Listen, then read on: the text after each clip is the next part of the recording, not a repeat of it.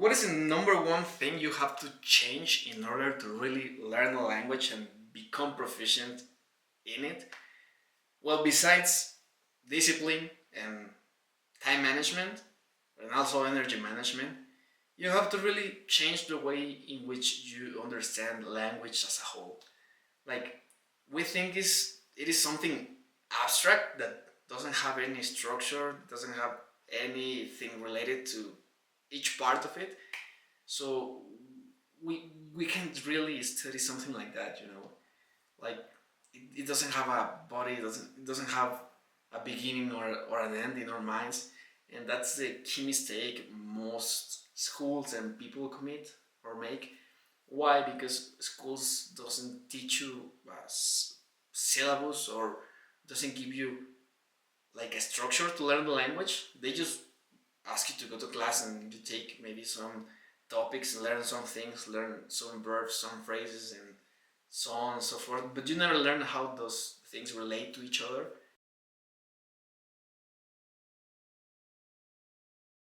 And that's where you start feeling frustrated because you're studying a lot and you are not learning, or you are not able to use the language as you wish, and then you drop it because it's inevitable, and then you get stuck with an idea of the language in which, like, you say, like, it's impossible, like, I don't know what to do. I went to classes every day and I can't use it. So you start putting English in your head as something impossible, and that's maybe a bit of a bigger mistake from the school system. But you cannot stay like that. You cannot blame that thing forever. So this is why I'm making this video. So you need to switch, like, you need to understand that language has a structure. Like, it's almost like a science. You have to learn some fundamentals that make up the language, and then learn how those fundamentals connect together. And it's really easy, you know. Um, what is a language made of? It's made of 8 parts of speech, basically. Like, all languages in the earth, or most languages on earth, like, they have a verb. Like, wherever you say in Spanish, in English, in Chinese, has a verb, has a subject. Maybe it is not explicit, maybe it is hidden in the verb, has an adjective, an adverb, a conjunction, um, idiomatic expressions, they have a name, interjections. They have prepositions, and I'm missing one, but you'll have it here on screen. I don't know which one I'm missing. Verbs, I said verbs, and pronouns, nouns, pronouns, right? So everything that comes out of your mouth can be categorized mostly into those 8 parts of the language. In English, that's the case, right? So now you have it. You have 8 parts of the language that you can start studying, and then you can be proficient in the language. But not you won't learn everything about prepositions, like all the prepositions in the language. Maybe that's not the right way to approach it, or all the verbs in the language when you don't really use them. So that's the key thing. In languages, in Spanish and in English and in any other language, because we're humans, we use a set of words that we repeat all the time.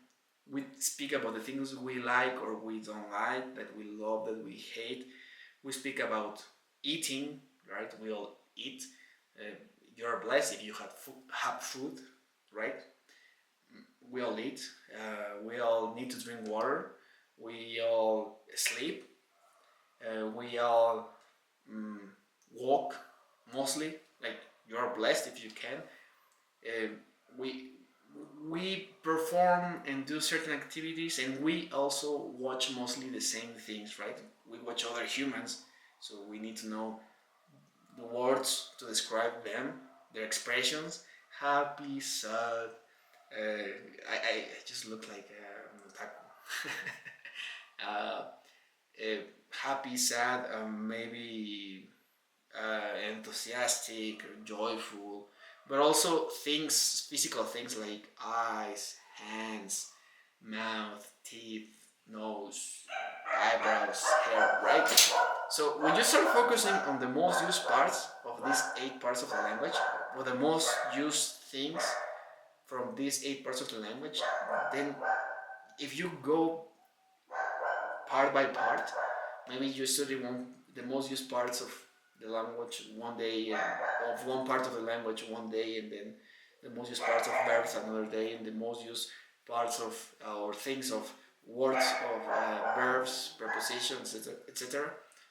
Then you'll start connecting the dots, and inevitably you'll come across the most used rules, because to know the most used verbs, you'll need to know which are the ones that we use. You need to know conjugations too, tenses, and it's easier because, for example, in English there are 12 English tenses. The simple tenses: present, simple present, simple past, simple future. The continuous ones: simple present continuous, past continuous, future continuous. The perfect tenses: past perfect, present perfect, future perfect, and the perfect continuous: past perfect continuous, present perfect continuous, future perfect continuous. But in daily life, we don't use all of them. Not even in Spanish, right? So we mostly use the simple tenses. Like, I like this. I don't like this. And you add to these 3, you add continuous, present continuous. I am working. I am sleeping, and even past continuous. I was studying, because that's what people ask from you, right? Like if someone comes into the room, the first thing that they will ask, or she will ask, my girlfriend will ask, what are you doing? Present continuous. It's the same thing in Spanish. ¿Qué estás haciendo? Right? Because that's how we speak. So that's what you need to understand. Like every language on earth has a set of words that are the most used ones, and a set of rules. Right? In English, it's subject, verb, predicate. You need to respect that thing, because if not, words are very confusing. I'll have a video about that later, and in my classes, remember to subscribe to my YouTube channel. I have free lessons with like diagrams and stuff, and yeah, like you need to respect that structure: subject, verbs, and predicate, and you'll be understood most of the time well, right? So yeah, well, that's all I wanted to say for this quick video. I'll have my course. I'll leave the things. You can find the link to the virtual store in the bio, and you'll have here at the end like some more info, right? Just remember that, like, just use that in your actual course if you are inscribed in one. If you are reading a book to learn English, just remember that you need to focus on the most used things, on the most used rules, and on the most used words, and from 8 parts of speech.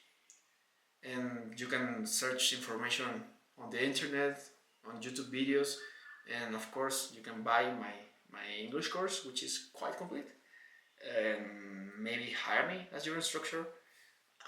If you're an English speaker and want to learn Spanish, maybe we can work that out. Like, you can find my contact info also in the bio. So yeah, God bless you, my friend. Viva Cristo Rey.